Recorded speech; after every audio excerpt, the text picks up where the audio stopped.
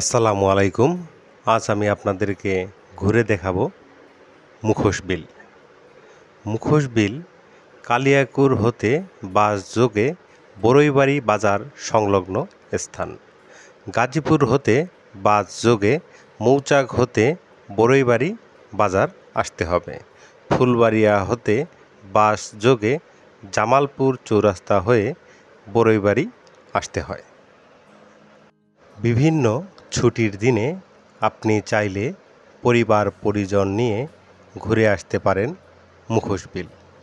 তবে মুখোশ বিল আগের মতো নাই, কারণ গাজীপুর কালিয়াকুর উপজেলায় বিভিন্ন স্থানে গড়ে ওঠা শিল্প কারখানা থেকে নির্গত বজ্র পানিতে বিষাক্ত হয়ে পড়েছে কালিয়াকুরের ঐতিহ্যবাহী এই বিল।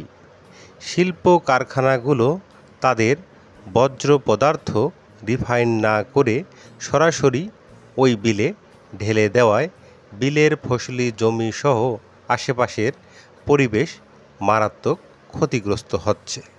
উপজেলার শফিপুর চন্দ্রা শিল্পাঞ্চলে গড়ে ওঠা 2টি স্যানিটারি, একটি অ্যালুমিনিয়াম ও 2 শতাধিক নিটিং ও ডাইং মিলের পরিত্যক্ত রাসায়নিক বজ্র, বিভিন্ন রং এবং কেরোসিন মিশানো কালো পানি এবং চন্দ্রা এক্সপ্রেস ট্যানারির লবণাক্ত পানি এই বিলের উপর দিয়ে প্রবাহিত হওয়ায় প্রায় সার্বক্ষণিক বিলের ফসলি জমির মাটি কালো ফাঁপা অবস্থায় থাকে এবং এই কারণে জমিতে ফসল উৎপাদন ব্যাহত হচ্ছে।